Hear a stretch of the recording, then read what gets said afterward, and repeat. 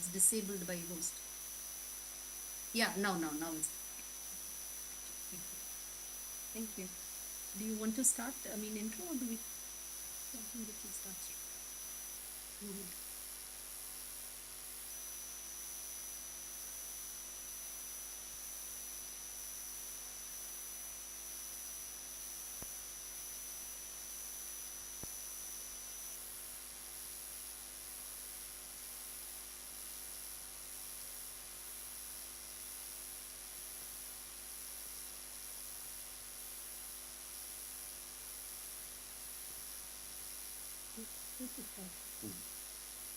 Hello, namaste to all. It's a pleasure to be interacting with you online. This is the first of a series that we'll be planning to do, and we'd like to thank Professor Manjunath for this wonderful initiative. He's been talking to us about this for the last first a couple of years and later for the last few months, and he asked us, and we said we'll always be glad to do this, and it's certainly our pleasure. So, in this whole series, we are actually going to look at the heritage that we have all inherited as people of Bharat. And you, especially the children from both PSSEMR and academic city schools, we are very happy to be talking to you because we want to bring to you what all we have gathered about our Bharata civilization. And especially this is the heritage. So what we have been working for all these years, we would like to share it with you so that is your heritage and you can take it then forward. But when we talk about heritage, see, the word heritage itself comes from inherit. So you're inheriting this, and therefore when you say you're inheriting, what have you inherited? You have inherited this civilization's glorious achievements, knowledge, the accolades, and also its character, which we call as Sanatana Dharma, because Dharma means character. But the guna of it. But when you say what all we have herited, to understand that heritage, you must first understand what is Bharat. And to understand what is Bharat, you need to understand this land called Bharat. And to understand the land, then you have to look at its name. See, one thing very beautiful about our civilization, every name has a nice meaning. And that meaning automatically tells you everything that you want to know about that particular object, land, person, or aspect of knowledge also. So we will catch hold of that gift that our ancestors have given us. They've given us the beautiful languages of this land, so many of them, and almost all of them call this land Bharat, and they have the same reason why they call it Bharat. And today we are going to see that we don't call it only Bharat, we say Bharata Varsha. So we call our land Bharata Varsha. And today is a beautiful, wonderful day to start looking at why we call ourselves Bharat Varsha.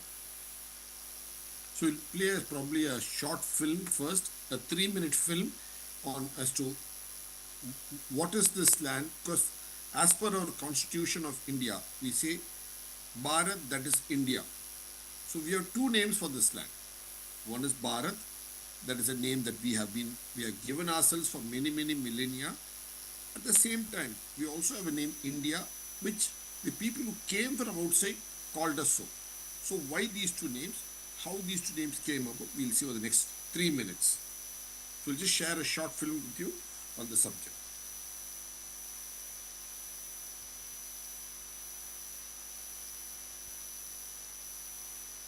So we have got a lot of nice things to share in store here for you. So let's look at them one by one. For each month, Professor Manjunath has planned to have a session. Each month we'll share nice, interesting aspects of our land and its civilizational knowledge with you. We'll start with this short film, Bharat, that is India.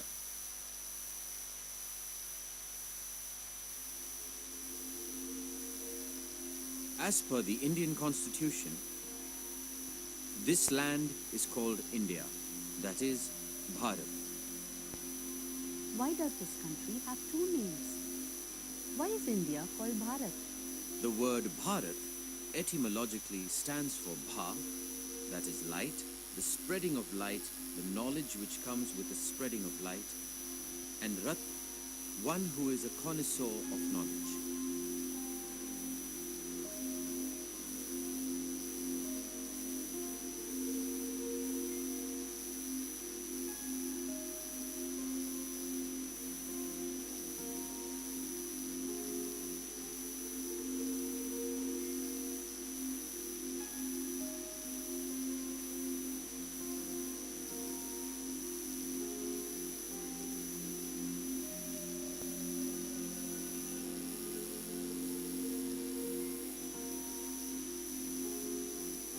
The spread of this land is also expressed in the literature of the land. In the Rig Veda, Rishi Vishwamitra describes the people living in this land as Bharatam Janam. The word Janam means people, citizens. Bharat is the land where people relish knowledge.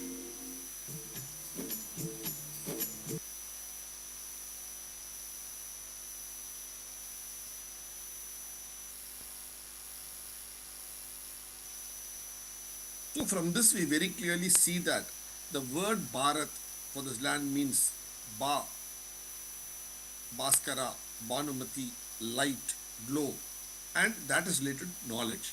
And Ratha, Rati means one who is a connoisseur of knowledge, one who relishes knowledge.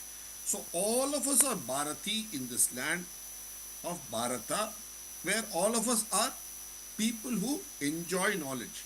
We relish knowledge, we seek knowledge, and here knowledge is not limited only to the 3 R's, like they say, the reading, writing, arithmetic. So it's not limited only to knowing languages and sciences. It is also about how to live life in a dharmic manner, and also about spiritual seeking. So how do you understand who you are, the purpose of your life, and so on. So all this encompass, so it's a total knowledge that Package. package, as we say. So look at this. No other country in the world, no other place in the world, if you look at the world map, calls itself as a people who enjoy knowledge, people who relish knowledge. It is only in Bharat that we have this word called people who relish knowledge, and this is a term that's been with us for the last 5, 6,000, 7,000, 8,000 years. So consistently it's been a land of knowledge seekers, knowledge relishers, and knowledge sharing. The beautiful, I repeat, no other place in the world can ever give us that idea itself beautifully. Next point. So, having said this, so we've seen Bharat. We'll just see how the term about India in the next 3 minutes. How did the term India come about? All of you know in the national anthem that we, what is the term that we use? Do you use the term India? No. Whereas we... Hare Krishna.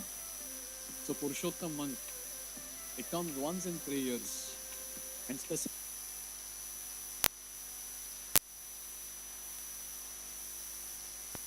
How and when did Bharat get the name India?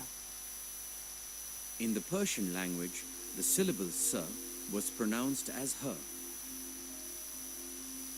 So the Persians and Arabs who came east towards the river Sindhu called the land around and beyond the river Sindhu as Hind. From this came Hindu, Hindustan. As the word Hind traveled west towards Greece from Persia, in the Greek language, H was with I, thus Hind became Ind, Inde. Greek scholars of 200 BCE, Hutinga and Ptolemy, both show India as Indi in their maps. Thereafter, the term Indi, Inde, India came to be. So you can see how the term India comes out. It comes from a word from the Sindhu Nadi, and the people living beyond the Sindhu, they call the people living around the Sindhu Nadi and beyond the Sindhu as Hind. And as the word Hind traveled into Turkey and Greece and thereon into Europe, it came to be called Ind, India, and that's how we got the name India. So one is our name Bharat that we gave ourselves many thousand years ago. The other is the name, again this name India has been with us for 2000 years now, as you've seen the map of Putinger, etc. So, and that's a name that people have given us for the last couple of millennia, not centuries, couple of millennia. And the British, when they came here to colonize, they all obviously they used the name India. That's how we have these two names. Now, having said this, Hema said one point at the beginning of the session. She said, we call our name not just Bharat, but we call our name as Bharata Varsha. What does the word Varsha mean? Varsha has got many meanings. One, the land is called Bharata Varsha. The year is also called Varsha. And the rains that are pouring all over the land, they are also called Varsha. So, we'll have to see how these three connect, why these three connect, we'll see in another short film now. And we call this film Varsha, Varsha, Varsha. Varshas are there in the audience amongst you, but please enjoy. You'll get to understand why your name is Varsha. Have you ever wondered why we call our land as Bharata Varsha? We call rain as Varsha. We call a year also as Varsha. What is the connect between these three Varsha? In this whole world, after the Amazon forests, the one single landmass that gets the highest rainfall consistently year after year is Bharat Varsha, which is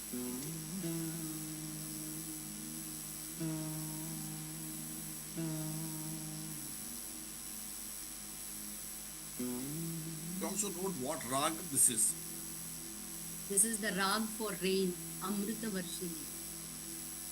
the onset of monsoon rains, Varsha, which came the same time every year, marked a year for the farmers in the agrarian society of Bharat.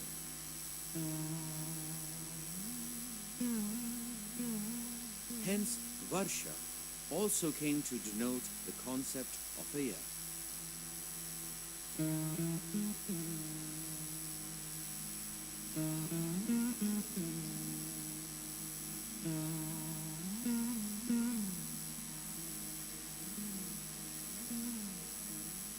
Thus, we see a distinct connection between rain, year and land. Rain is Varsha, year is also Varsha. The land over which this rain Varsha rained prosperity year on year is also Bharat Varsha. You can see the beautiful that this land brings in that one single term. Now, when does rains come to Bharat predominantly? We have something called the monsoon season. When does the monsoon season, the word monsoon itself, the English word monsoon, comes from the Arabic word मौसम. मौसम अच्छा है, मौसम खराब है, मौसम बेहतर हो सकती है, like that. No, you use the word Arabic Urdu word मौसम, so it comes from that. So the point is, when do we get this monsoon rains? What are the monsoons that we get, especially in Karnataka, central Karnataka? What we call as the southwest monsoon is what we get in central Karnataka. When does the southwest monsoon comes? It starts in early June. So I'm going to ask you, how does the sky know that if it is early June, it must start raining in Karnataka? Is there any calendar in the sky? Because we also saw Varsha also means calendar, Varsha also means land, Varsha also means rain. So, is there any calendar in the sky to say on this land it should rain because of this calendrical date? That today is 1st June, so go rain in Karnataka. So, where does the monsoon start for India? Where does the monsoon touch India first? If you see on an average, if you tabulate it for the last few hundred years, you'll see that on June 1st, that is today, monsoon first arrives, they use the word what monsoon arrives in Kerala, especially Thiruvananthapuram, it arrives. The capital of Kerala, the southern part of Kerala.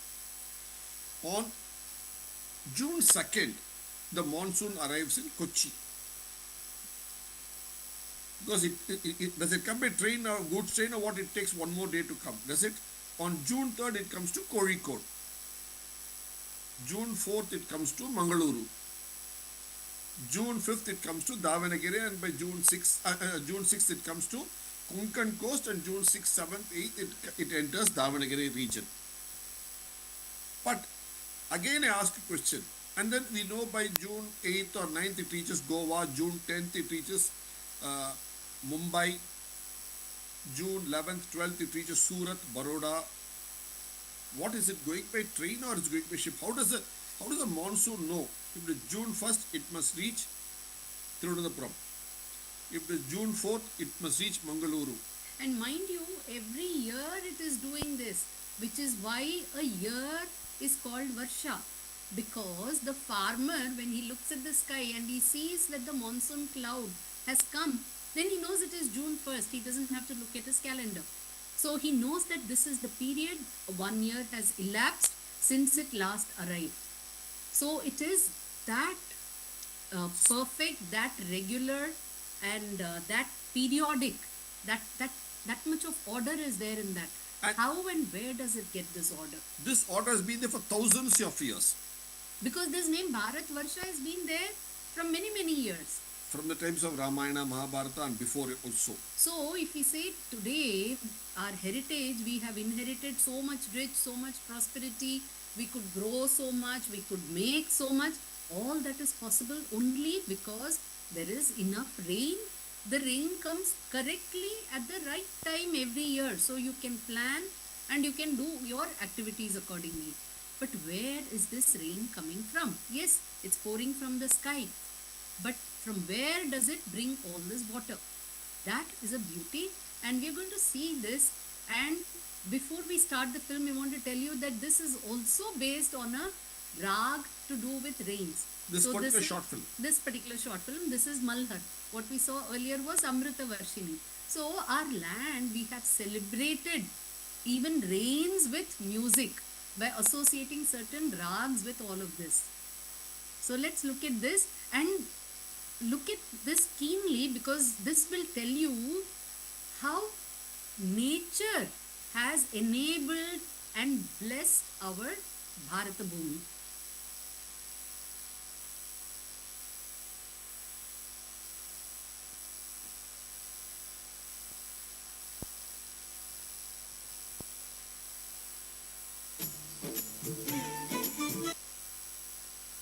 So why does Varsha come to India every year?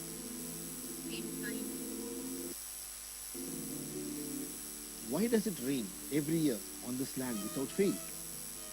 What are the forces of nature that bring this rain to this land every year? In the month of May, in the northern hemisphere,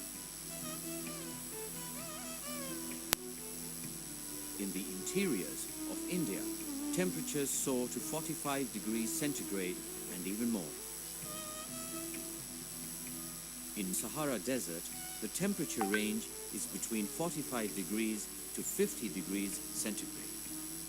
This extreme heat causes low pressure. During this time, it is winter in the southern hemisphere. The great Australian desert is cooler and hence high pressure prevails there. It is well known that winds always move from high pressure to low pressure. So the cool winds move from central Australia in a northwesterly direction towards the hot Sahara Desert. As the winds cross the equator, they turn right in consonance with nature due to the Earth's spin, which is explained as Farrell's law. Picking up moisture along the way from the Indian Ocean, the moisture-laden winds blow in towards India, thereby bestowing monsoon rains all over the land.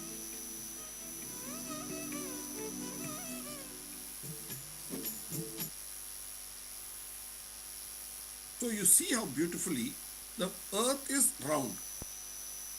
It's spherical. but it's also got an equator where there's a bulge.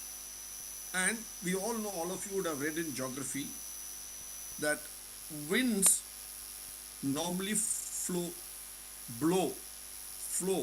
from a place where there's high pressure. When in cold areas, high pressure builds up. In warm areas, it is low pressure. So winds blow from places of high pressure to low pressure. And we saw the Great Australian Desert, which is a huge desert again in the whole of Central Australia. See, there's no city in Central Australia. All the cities of Australia are only in the coastal fringes. So Central Australia is, because it's winter for them, the sun has come into the northern hemisphere, it's winter for Australia. So what happens then? It becomes cold, fairly cold in Australia because it's deep down south. Then what happens? In the north, you have the Thar Desert. In Deccan is also, the peninsula Deccan is very hot. You have the Thar Desert, then you have in Persia also you have deserts, then Saudi Arabia you have desert, then you have desert in the Sahara. You have patch of deserts here. And it's hot, 45 degrees, 50 degrees, which all of you have experienced in the last 1 month. So what happens is the wind starting from Australia, where it's high pressure, flows towards the low pressure. And among all these 4 or 5 desert bodies, which is the largest desert body, the Sahara Desert, the Arabian Desert, then a little bit of Persian Desert, and then Thar Desert, and the peninsular India. It starts flowing towards it. So between Australia and this particular part of the northern hemisphere, where you got the 4 or 5 patch of deserts, big deserts, what is it you have? You have huge water body that is called the Indian Ocean. So when the winds flow from Australia towards this northern patch, where is the low pressure, it picks up the moisture, the dry winds from there picks up the moisture from the Indian Ocean and blows towards these deserts. But in between you have the equator. So when it crosses the equator, what happens? The earth, it's a spherical ball, isn't it? So what happens? The earth is spinning the way a cricket bowler spins a ball. So the bulge is the other way. So the bend of so when it was going up, it was going up towards the bulge. But when it crosses the bulge, what happens? It suddenly sees that it's the bulge shape is changed. So it's now a slope for it now. So it bends over, and when it bends over, instead of going straight like a cricket ball spin, it turns right. When it turns right, what does it hit first? So it misses the Arabian Desert, Arabian Peninsula Desert, it misses the Sahara Desert, doesn't go that far. You already have a peninsula in Bharat which also experiences heavy summers, like 35, 40, 45 degrees, especially in central Karnataka and other parts.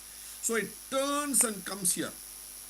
So what happens when it turns? It's already carrying so much of water moisture in the form of clouds and bringing, is it just one cloud or is it 10 clouds or 20 clouds or 50 clouds, 100 clouds? No, it's a series of clouds for 1,000 kilometers and beyond, a continuous flow of clouds, not one patch of cloud. It's for few thousand kilometers, it's patch of clouds coming, picking up moisture along the way. Look at and when it comes, it turns towards India. When it turns towards India, India is at the 7-degree latitude. That is Thiruvananthapuram. And it starts turning and coming towards India. So what happens when it turns towards India? It's heavy clouds with so much of moisture-laden winds. So let's see what happens now.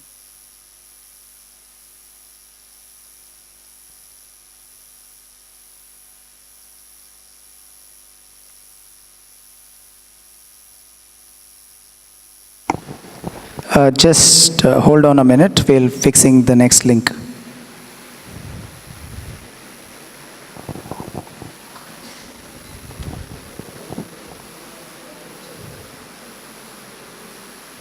Sir, next link, sir. I'm sorry for this, I'll fix this next time. Yeah. Recording in progress. Yeah, already sent, sir. It's there already.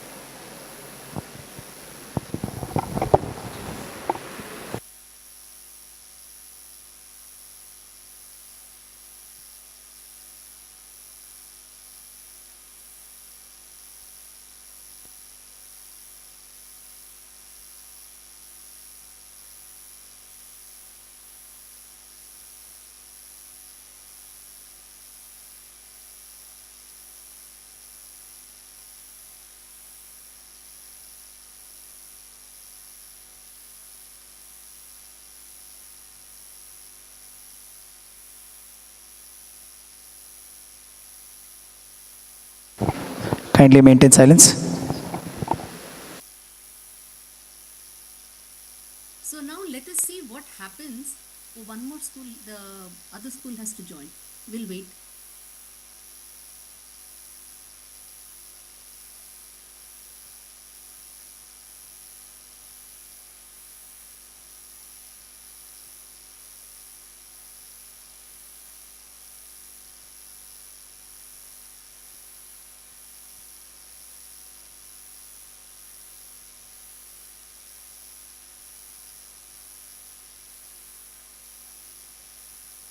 Fine, fine. All right. Okay. All right.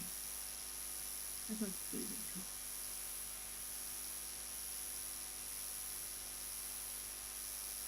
So now let us see what happens. Like Hari sir just said, it's finding a bulge.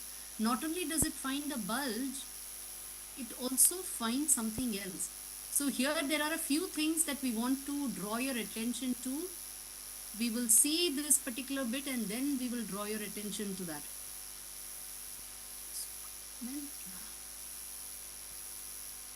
So, we have seen what Bharatavarsha is. Now we will see what this is. So when it comes, what does it hit? Recording stopped.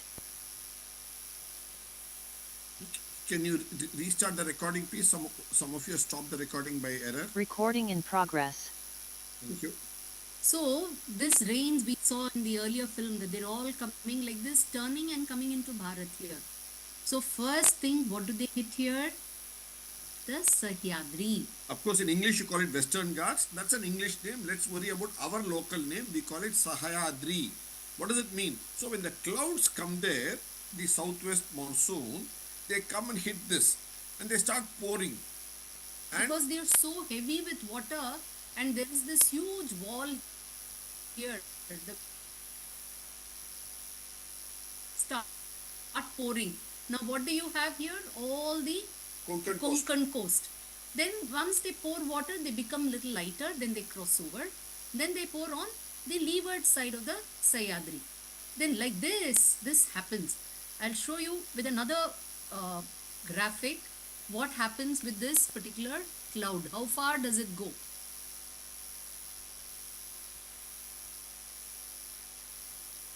So look at this. It's come here.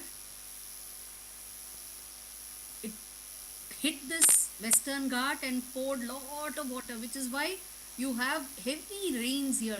We get lot of rains on this Konkan coast. After that, the clouds, they become a little lighter. They come in, they start raining in this region. Again they rain.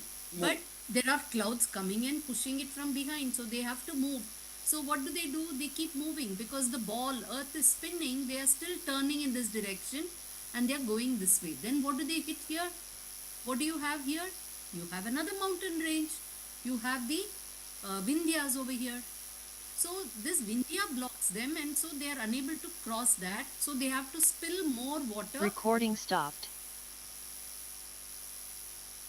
So Can you restart the recording, please? Somebody has stopped the recording by mistake, I guess.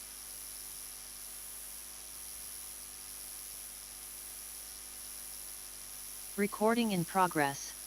Thank you. So they hit this region and they have to pour water out over here as well. Only then they become light enough to lift up and cross the Vindhya.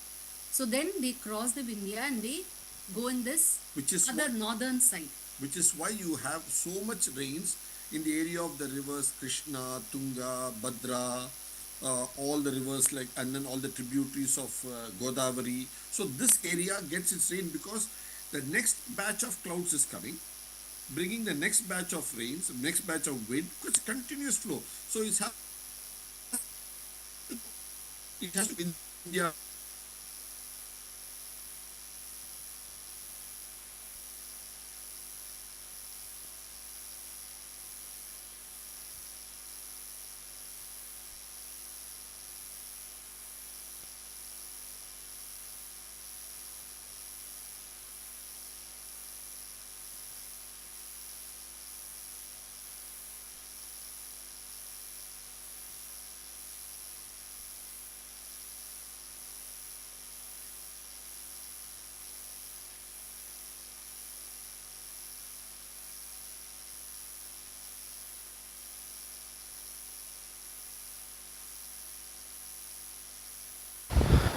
Please give us a while. We're fixing this network glitch.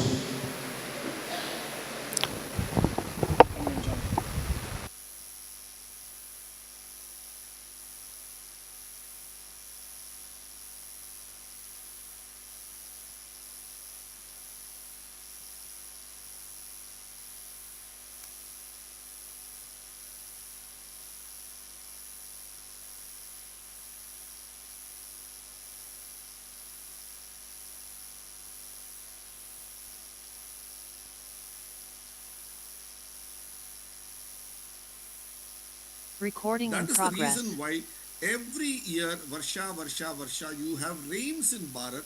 We have shown you in a simple example for about half an hour that we shouldn't, but one important point we'll show you in this important as far as Karnataka is concerned. He has not told you one very important point about what you saw with regard to the Sahyadri. Sahyadri. Look at the name itself of this mountain range because it helps. Sahaya. Adri means hills, range of hills. So Sahaya, that range of hills which is helpful is called Sahyadri. So look at how our ancients gave it a name, fully understanding the value that it gives. They didn't give it any random name. They didn't give it Western Ghats. That the Britishers called it Western Ghats in English, but we didn't call it so. We call it Sahyadri because it is a helpful guiding force in our rain system. That's how we got it named Sahyadri. Look at this. Always green because of so much of rain that they got. Wonderful range of hills, and you're also fortunate to be there at this range hill. So similarly, if you look at in America too, they have no, we'll just go back to come. What happens is in Sahyadri, there is a place, it's called the Bisley Ghat Ridge. So any rain falling to the west of this ridge goes into the Arabian Sea. Any rain falling to the east of this ridge goes into the Bay of Bengal. So that ridge is an important point. You have a ridge that goes all through India. Look at this beautiful ridge. So this is the ridge that you have in the Sahyadri mountain.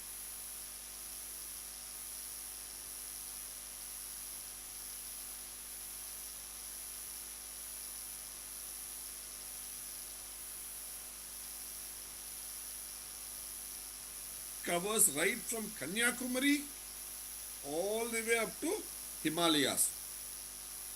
So the beautiful ridge we have in India, and that flows through the Sahyadri mountains in Karnataka is the beauty that you can see, because this bend here is because of the Narmada river.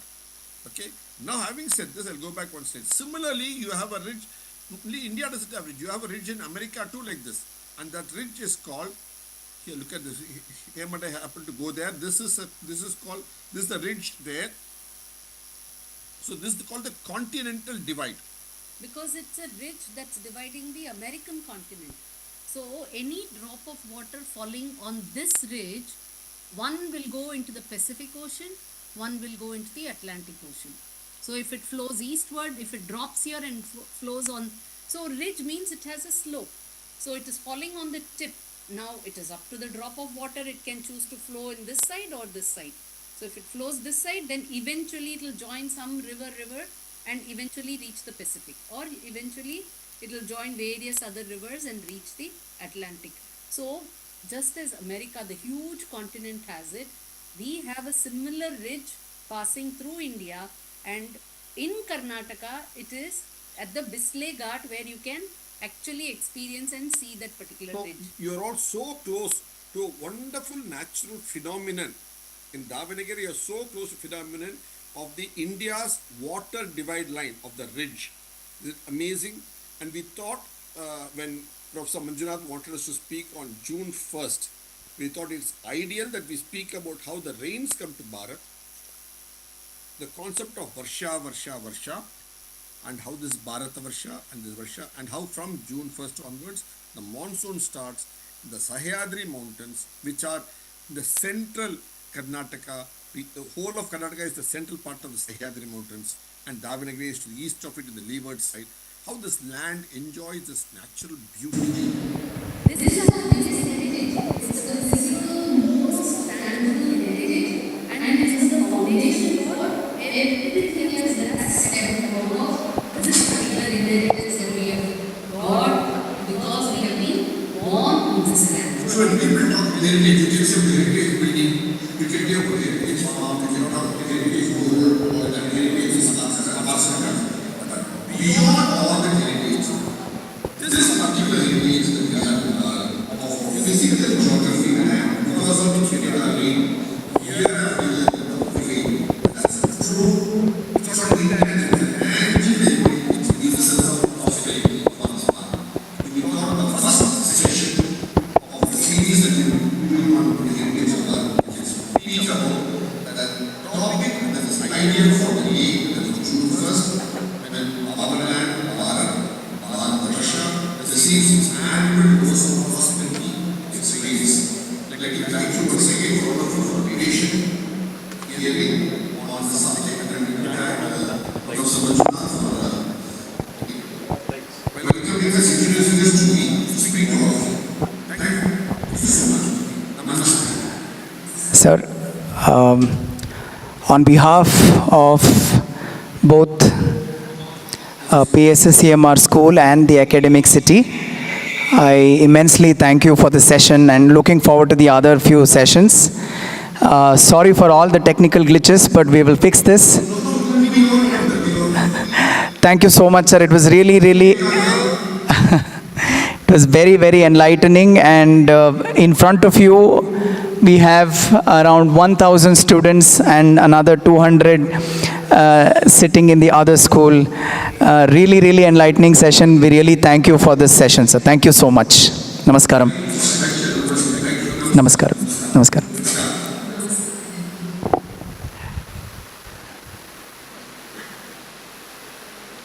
We can leave this? Yeah. So, children, I hope you all understood the topic, why monsoons come to India, and how many of you knew about Sahyadri range? Raise your hands. Did you know that it was actually called Sahaya Adri?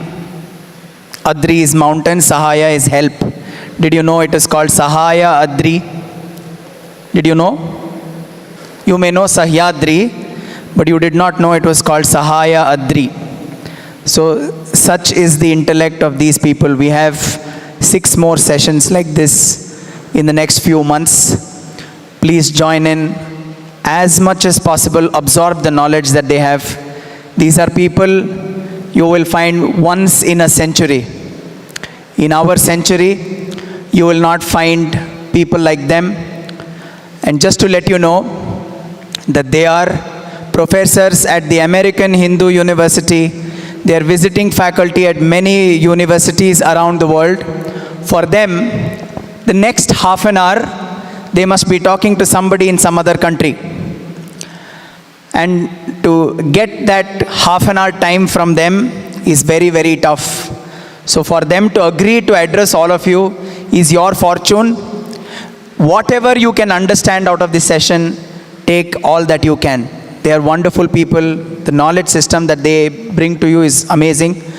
And they will let you know so many things about India that you never knew. So keep absorbing. I hope this session was helpful. There were few technical glitches and I'm sorry. We will fix that the next time around. Thank you so much. You may get back to your prep classes. Thank you.